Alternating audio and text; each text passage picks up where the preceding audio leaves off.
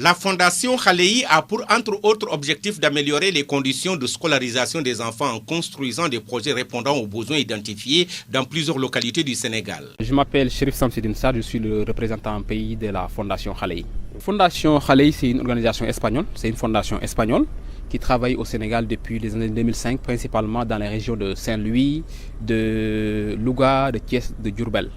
Donc maintenant, ça fait bientôt 1 an que nous avons commencé à intervenir à Dakar, à Dakar dans la banlieue de Dakar, mais aussi à Ziguinchor avec un projet avec Enda Jeunesse Action, et ici dans la commune de Diembéring qui est notre premier projet avec réellement la commune de Diembéring. Soutenir les enfants et les jeunes en situation de vulnérabilité ou d'exclusion sociale pour leur développement biopsychosocial dans le cadre de projets de coopération au développement. Collaborer à la réalisation des objectifs internationaux dont la lutte contre la pauvreté, principalement ceux liés à l'enfance et à la jeunesse, fournir aux enfants et aux jeunes des pays du Sud des conditions adéquates pour la défense de leurs droits conformément aux principes de la Charte des droits de l'homme et de l'enfant sont aussi des axes d'intervention de cette organisation. Oui, notre fondation est spécialisée dans la protection de l'enfance, dans l'éducation et dans l'éducation. Donc, et dans l'éducation, nous nous sommes orientés vers l'éducation des filles.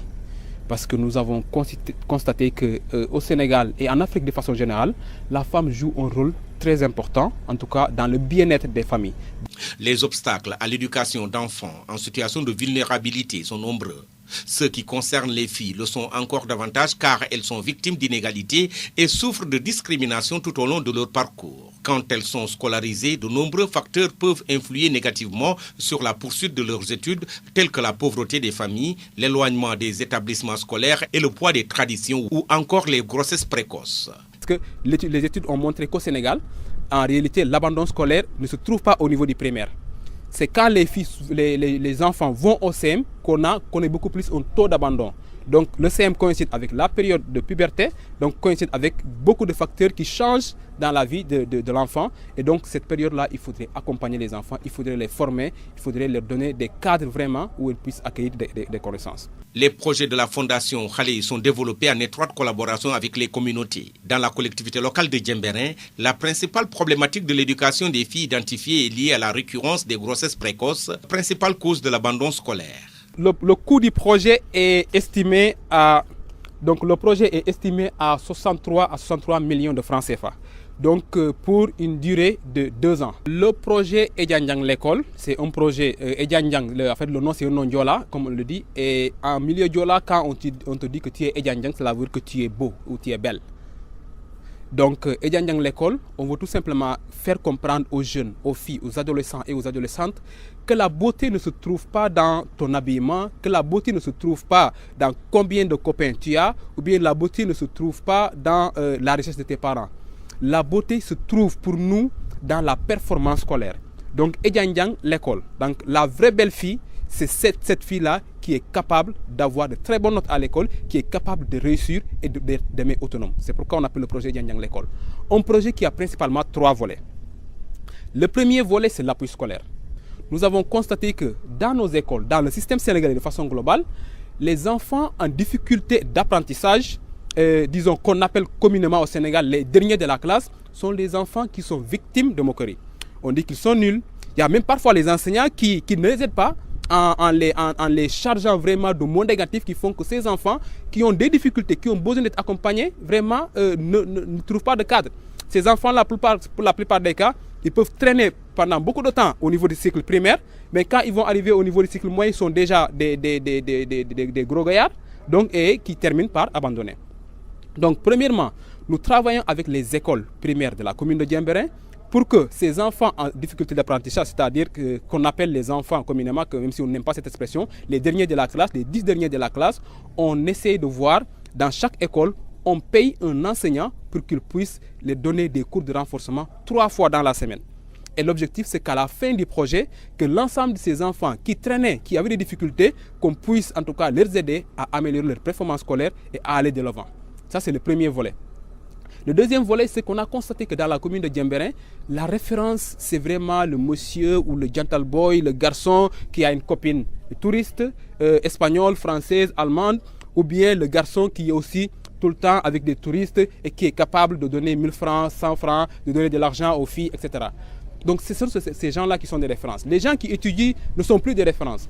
Nous voulons organiser ici dans la commune de Diembéring une cérémonie d'excellence et de promotion de l'éducation des filles où nous allons primer les élèves que la société avait considérés comme étant des derniers, qui ont fait des progrès importants, on va les primer. Mais également, les élèves qui ont toujours eu de très bonnes notes, on va également les primer pour montrer aux enfants que réellement, en tout cas, vous pouvez le faire et que l'importance aujourd'hui, comme le dit Nelson Mandela, si on veut changer une société, c'est à partir de l'éducation. L'éducation est l'arme la plus puissante pour changer la société.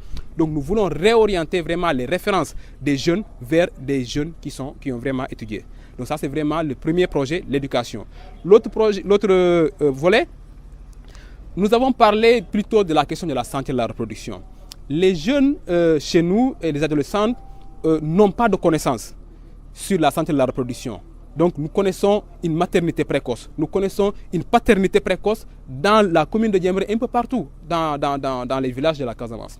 Donc le projet va travailler avec l'ensemble des acteurs, les structures de santé, les écoles, la commune de Diembéring, les associations et l'ensemble des acteurs qui sont dans le secteur de la santé et qui peuvent apporter en tout cas leur soutien dans l'éducation à la sexualité des filles et des garçons, donc à mettre en place un plan d'action pour dire que dans la commune de Diembéring, désormais, la politique de la commune de Diembéring pour lutter contre les grossesses précoces et les obstacles à l'éducation des filles, c'est telle action, telle action, telle action, et on peut compter avec l'ensemble des acteurs. Ça, c'est vraiment important. Nous avons aussi des outils que nous avons développés sur la sensibilisation, donc qui font que, par exemple, nous avons une experte qui va venir former les volontaires pour qu'elles puissent être capables, premièrement, d'avoir plus de connaissances en santé de la reproduction, mais également pour qu'ils puissent être capables d'animer une causerie. Parce que quand tu vas dans un village, dans un quartier pour animer une causerie, au Sénégal, la sexualité, c'est une question taboue. Donc nous, on va former réellement des responsables à pouvoir faire de la sensibilisation, de la communication, sans pour autant heurter, en tout cas, les sensibilités, sans pour autant, en tout cas, se départir de nos valeurs. Parce que le fait que ce soit tabou, ce n'est pas en tant que tel quelque chose de mauvais. Mais il faut l'encadrer pour permettre aussi aux enfants d'avoir réellement des connaissances. Donc c'est pourquoi, en tout cas, on va les former en santé de la reproduction sur les techniques de causerie et leur donner des outils pour que le plan d'action pour lutter contre l'éducation des filles dans la commune de Diembéring, les obstacles à l'éducation des filles, donc puissent être exécutés par les acteurs qui partagent la communauté. Les écoles partenaires, les Badianougor, les associations de filles, etc., etc. Donc maintenant, après, nous avons également un autre volet qui est le volet de la santé de la reproduction. Donc le volet de la santé de la reproduction, c'est au-delà de ça, j'ai déjà expliqué, donc le volet de l'autonomisation économique des femmes. Donc nous avons constaté, c'est en tant que Sénégalais et en tant qu'Africains, que la femme joue un rôle important dans le bien-être social, économique, des familles. Donc un foyer où la femme a une situation économique vraiment satisfaisante, ce foyer-là, il est sûr que la femme pourrait participer davantage à l'encadrement des enfants. Donc le volet de l'autonomisation économique nous permet de former en tout cas une cinquantaine de femmes sur l'entrepreneuriat pour qu'elles puissent être capables de commencer une activité économique avec 10 000 et d'avoir des bénéfices qui leur permettent d'avoir en tout cas des activités qui leur permettent d'aller jusqu'à 1 million, 2 millions, 3 millions. Nos mamans, nos sœurs sont braves, mais il manque d'organisation et vraiment de renforcement de capacité pour pouvoir réellement réussir leurs activités. Donc une formation en entrepreneuriat, et puisque la Casamance c'est une terre qui est bénie, donc ce que nous faisons tout simplement, on essaie de former ces femmes aussi en technique de transformation des produits locaux pour qu'elles puissent en tout cas avoir un métier. Et avec la mairie de Diembéring, nous travaillons pour également mettre en place des unités de transformation des produits locaux pour que ces femmes que nous formons ne puissent pas garder leur attestation dans leur salon, mais également pour qu'elles puissent réellement exercer. Donc c'est un volet qui est très important et c'est la raison pour laquelle nous en tout cas, nous remercions l'ensemble des bailleurs, des partenaires qui ont cru en la fondation Halei et aux préoccupations des populations de la commune de Diembéring en acceptant de financer ce projet. Et nous appelons l'ensemble des populations de la commune de Diembéring, les organisations qui sont là et les entreprises qui sont là dans la commune de Diembéring de s'impliquer pour que réellement le développement puisse être en tout cas un combat de tous. La mise sur pied du projet Edjandjan l'école, qui comporte 3 volets essentiels, constitue une réponse à la problématique dans cette localité du département d'Oussouye, puisque l'instruction des filles agit positivement sur des domaines et sauve des millions de vies. L'augmentation de leur niveau d'éducation va améliorer la santé maternelle et réduire en même temps la mortalité infantile. Et c'est pourquoi la municipalité de Diembéring a accepté de développer en collaboration avec la fondation Khaleyi ce projet innovant qui non seulement favorisera pendant 2 années l'accès des filles à l'école, mais agira aussi et surtout pour leur maintien à l'école. Tombongay est le maire de Diembéring. On a saisi cette opportunité-là étant donné que la personne morale de cette structure est un produit de la commune, pour ne pas dire de la mairie. C'est notre petit frère Samsidine, donc, que nous avons démarché et qui a accepté au nom de la structure qu'il dirige le protocole qu'on lui a proposé, qui puisse donc permettre d'intervenir dans 3 volets. D'abord dans le volet de l'éducation, en priorisant la fille, surtout pour qu'elle continue donc à être excellente, donc cultiver le culte, plutôt promouvoir le culte de l'excellence. Mais la grande innovation du projet, c'est que les élèves qui seraient en tout cas en difficulté d'apprentissage ne seront pas délaissés comme les autres pratiques le prévoient. Ils seront accompagnés, d'abord recensés, pour que l'on puisse donc les tirer vers le haut. Il y a l'autre volet également qui concerne l'autonomisation des femmes. Avant, peut-être ce volet-là, j'ai oublié l'autre, la santé de la reproduction, n'est-ce pas? Mais également, certainement, les journées de l'excellence qui vont revenir donc avec d'autres formats. Grosso modo, c'est quand même un partenariat qui peut nous permettre de véritablement travailler pour faire glisser en tout cas les normes en termes de meilleure prise en charge de ces 3 volets-là dans la commune, parce que véritablement c'est un partenariat gagnant. En Wolof, on a l'habitude de le dire, Kudul Lamb do daj.